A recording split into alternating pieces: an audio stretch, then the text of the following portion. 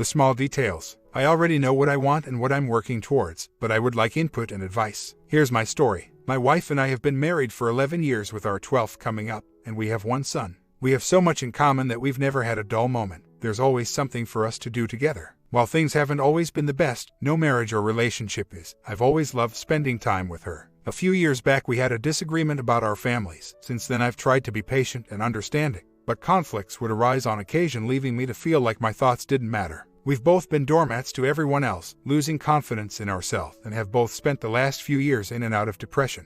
Well, we're finally getting on top of that, and I had thought, key word there, that these years together were going just fine until a few months ago. She lays out this ultimatum of sorts. We need to find ourselves and explore. If we don't try harder, we will lose each other. We start going to our own separate counselors, and I feel like things are moving forward pretty good. We used to sell handmade leather horse tack and would frequently take short trips out of town together to deliver. One day work got in the way. This happened just before the ultimatum, and I couldn't go, so she went by herself to deliver the tack to a new customer we met, a nice guy, mid-30s, about 6 years older than us. He quickly becomes a friend, and she continues to this day to talk to him. Well, I begin to notice her acting out of the ordinary. It went from us keeping our phones charging in the bathroom each night, to her hiding it in the bed. She would change screens when I got close. She would laugh in the other room. When I came to investigate, she would be texting. I would sneak up behind her, see his name, and she would quickly shake it off as nothing or try to switch to her Facebook app mid-text. I got brave one night and snuck her phone out from under the blankets to check the text. Texts would go from first thing in the morning to just before she came into the bedroom to bed, with conversations appearing to make no sense with gaps or long periods of time without text. When I already knew there were texts, the conversations present were normal, friendly things. We went out one night to play frisbee in the park across from our house. I had to go in for a drink, but thought on my way back I would play PI and do the sneaky sneak behind her. She was busy watching towards the house and didn't see me sneak up.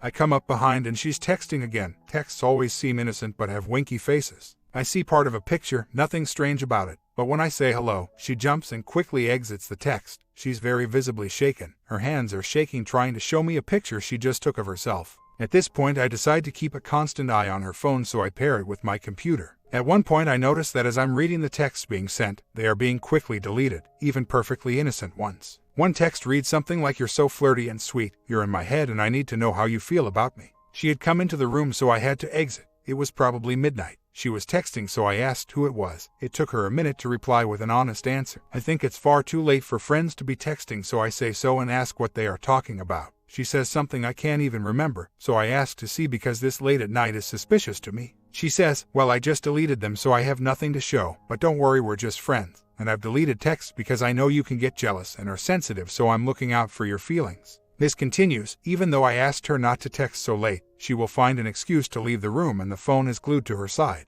One night she tells me, "I love you but I'm not in love with you, and I haven't been in years and I'm just realizing it." I felt so shocked and hurt and confused as to what had gone wrong. She says we can work on getting back to that point, but watching the phone records, because my computer was disconnected from her phone and I can't get into her phone. She's still texting from sunup to sundown with I forgot to add. I told her if there was nothing to hide, I will just ask him to show me the text, or I want to recover the text. She says, "Oh, so now you don't trust me." Thoughts. I also forgot to add that while we're finding ourselves, I've been friend zoned. I would check the phone, but it now has a new passcode to get into it. And one text from the OM to her said they were just friends when she asked about his feelings. I mentioned it could have turned into an E, and even if she hadn't meant for it to happen. You know, sometimes people can become infatuated with someone for different reasons. She's firm that she's not cheating and admitted they had exchanged a lot of flirting texts, but he's just a friend. I can't shake the feeling she really is emotionally attached. It can't be physical either because he lives a few states away. He had traveled to a town a few hours away for personal reasons, which is why she was able to go meet him with the tack he bought from us. She doesn't leave town. As of now, I have implemented some of the 180 techniques. She thinks she has the upper hand, however. Says we need to build up from being friends, in my own marriage, in my own house. All bonding has been cut off, which isn't a game breaker. Sure, I love bonding and the chance to connect with my spouse, but it's not like I can't wait. What is frustrating about it is I did absolutely nothing to earn it. In fact, it should be me blocking her from bonding. OM is confirmed just a friend, form texts that I've seen, but that doesn't change the fact that I'm still locked out of the phone. I have looked for numerous ways to get into the phone or even restore onto her old phone, but SMS backup doesn't see anything in the Google Drive even though there is a backup there. What gets me is that despite being put into the friend zone by her OM, her texting hasn't changed with him in the slightest. Other than she no longer texts after about 9 with him, I have access to the phone records. She even told me the other day before I left for the weekend that he isn't going anywhere. I'm in a strange spot here, guys. On the one hand, I am a deeply compassionate and empathetic person. This carries into my role as husband. Sure, I have been cut off from her emotionally due to many of my own issues, obviously not fair to her, but I believe, unlike some here, that she deserves a friend. On the other, I feel like I've been clearly told she won't drop contact. I'm not a jerk or controlling in any way, so part of me thinks she's wanting me to cross that line as if to taunt me, bring me to be ambushed. I have deep insomnia now. I sleep a couple of hours each night and awake wondering how I can see the conversation going on and wondering why she hasn't given me the details I want to know. Update: I was asked to leave a couple of weeks ago, so I obliged because I honestly didn't want to be home anyway. Has nothing to do with taking a weak position. I needed some space myself and didn't want to be home. After a week I was asked to come home, where I've slept on the couch. Lots of things have transpired since my last posting. I did some digging and tons of research about what is happening and why. I couldn't get into the phone as much as I tried, so I waited that out. She got relaxed with me home, so I swiped it from my kid while he was playing on it and synced it back up with my computer, so I have text access now. Installed keylogger on the computer and got access to her side of the phone records. We have Fi, so I had to have her access to see the logs. Downloaded the logs and counted out all the messages every day from April, when they started texting instead of Facebook, to now. Some days were almost 300 texts in a day, sometimes not ending until 2 a.m. I was able to go back a couple weeks, up until the weekend I came home. Everything before that was deleted. She swore no more deleting of texts when I came back home, no more hiding anything, which has been 2 weeks, and the text and phone records matched. Until Thursday, I was keeping an eye on the texts while playing with my son. An inappropriate text came up, but I was afraid to open it in case she got smart and wondered why her texts were showing red when she hadn't read them. Lost my opportunity because when I checked the next morning it showed 46 missing text messages. So, I asked her if she had been keeping with our agreement of not deleting texts anymore, to which she said she hadn't been. Okay, so now I'm livid and I know something is up, so I pressed the matter, saying if nothing was wrong with her, just a friend, then prove it to me. Show me the deleted text. I see her telling the friend he wants to see our deleted texts. Nothing goes on for a few close to an hour, then she texts back and admits to being in an EA, and lays out the reasons why. I haven't been happy, haven't been there emotionally, have been continuously depressed. On my side of it, yes, I haven't been myself, which is why I'm going to counseling. She told me about some of their inappropriate conversations, to which she still refers to them as joking. To be honest, I'm glad she told me, but it doesn't change the fact that there is so much left that I don't know about. So, I'm trying to just be patient and wait it out and see what happens. I'm still actively monitoring the texts. He doesn't have a family, he's single. I've Facebook stalked and reviewed Facebook Messenger, nothing of any importance there. I'm considering my options. I did start the 180 after her admission, asked her to leave for a while, so I feel like I have the upper hand. As much as I love her and want to trust her, I won't stop monitoring until I'm satisfied the E is really no more. They continue to talk regardless of my feelings, but no missing text, and texts don't seem inappropriate in any way besides the occasional "he said this" and complaining about me, but hasn't been much, and to be honest, the conversations seem pretty one-sided. I do need to put the fist down and force NC. I have never been in this situation, but from researching and reading the posts here I've been able to recognize how a cheater, even an emotional cheater, acts. It's been typical blame shifting, deny, trickle truth, the whole 9 yards. I won't file yet, although I'm taking precautions and getting VAR, and will continue monitoring texts and Facebook. She has expressed remorse, now I get to see her prove it. I'm not a man to run away at the first sign of trouble. As much as an EA is cheating in my book, I had some to contribute to that, so I want to give the benefit of the doubt without jumping to thinking the worst. Physical hasn't happened, I know that for sure. Texts even confirm that much when she says, we haven't even been physical. That's what she said to him, and it's what she kept trying to say to me until she was able to admit she had the EA and admit it was cheating.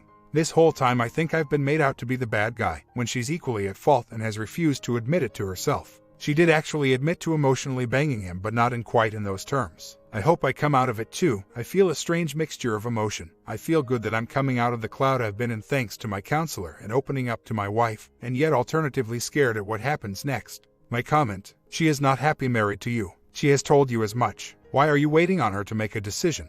It seems to me that she is considering settling for you but truly wants to explore her feelings for do you really want to be in a marriage that is not a real choice but something she sees as a best option? For now, you do know if he was local, they would be hooking up at every opportunity, right? Especially since is single. What has he got to lose if he strings her along until he can meet in person? Tell her you love her and just want her to be happy. If that means she needs to go to her to be happy, then you will file for a legal separation until you can get a divorce finalized. She can pack her bags and go to him if that's what will make her happy. OP responds, I had casually asked if she had deleted any more texts a few days ago, even though I already knew the amount and the timestamps for the deleted texts. She texted OM and said, "He thinks I'm still deleting texts," and I came clean and told him what we were talking about, so now he knows, and the best one, we're just friends. But she continues to send him pictures that aren't shared with me. She says they have never been physical in nature, but honestly the eyes say more than a nude picture would. You can tell the excitement in it. So, I know she has fed me bits and pieces to keep me happy and complacent, but it's not going to work until R is taken fully serious on her part, which she's trying to solve the problems, not the symptom. So I'll give her time for that, and I'm given access to all of it from her unprompted. I know that everything she says is a lie. This definitely isn't innocent until proven guilty. It's guilty until proven innocent, and that means I will have every single last detail until I'm sufficiently satisfied. I have enacted the 180 and she has been moved to a family member's house until I see some truth-telling backed up with evidence. I'm looking at lawyers. We've agreed on separation and I made her leave my house. Well, thanks for everyone's honesty and help, I appreciate it. When I first posted I was an absolute emotional wreck, and now I'm taking charge of my life. We are best friends and have agreed we always will be. As far as the finances go, we share a business, and as far as I'm concerned it will continue that way. Marriage is important, but ultimately, I have to remember why we were married in the first place, and that was because we were best friends. I will consult with the attorney about separating things financially, but know that I will make sure my friend is safe and secure before I do anything. And the business is a joint venture and will likely remain that way because neither of us can afford to buy the other out. This whole thing has been very civil. Yes, we've argued and each have placed blame, but I'm trying to remember that I contributed my percent to this marriage, and in all honesty, what is put in is taken out.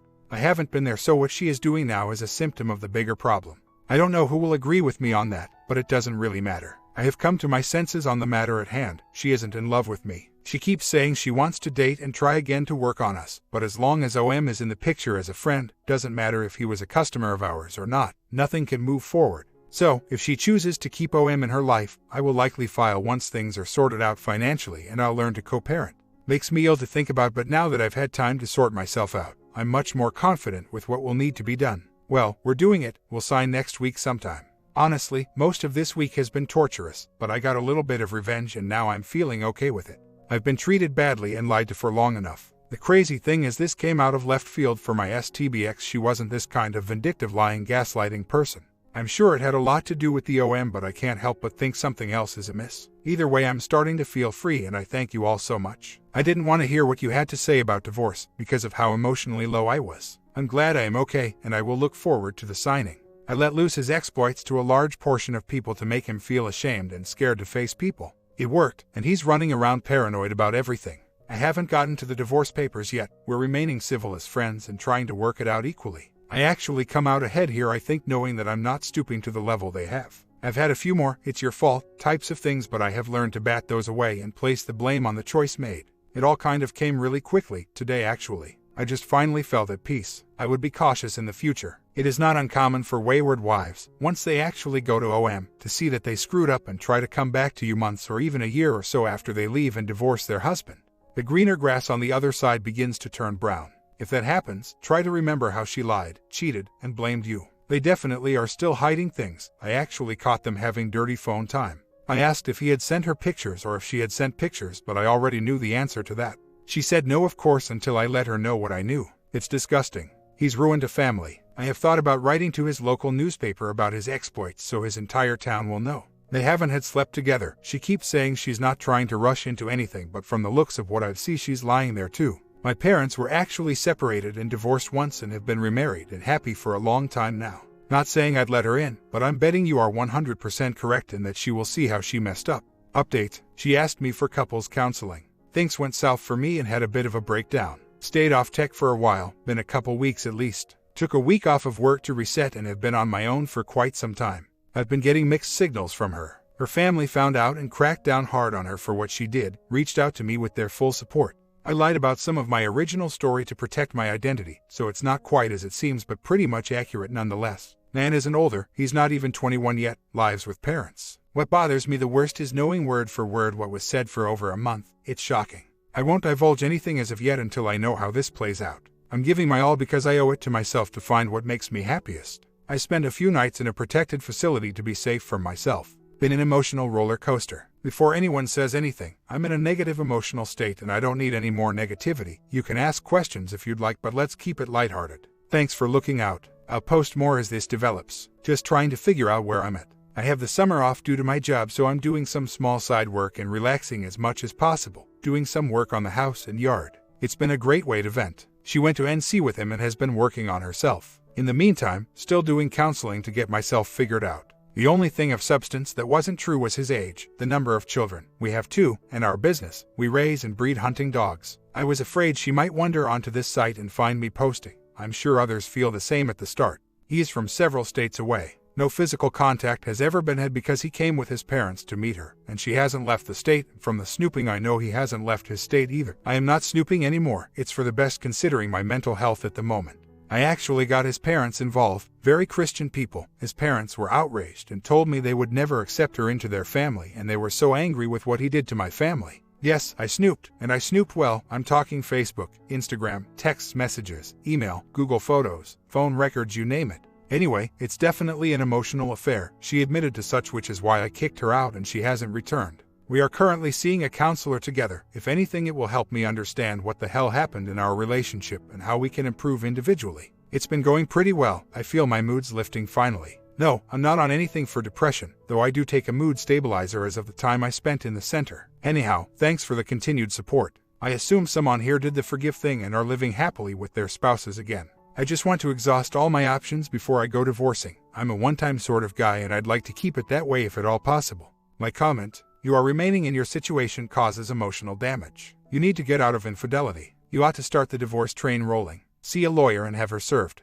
What happens after that gets you out of infidelity. Either she wants to reconcile and you withdraw the divorce, or she does not, and you divorce. This is the quickest way out of infidelity. Remaining in the situation and hoping that something triggers her to make the change, or as you state, until you have exhausted your option, is a form of a pick-me dance, which most WS find unattractive, and has very little success. The quicker you start the D-train, the quicker you find happiness one way or the other.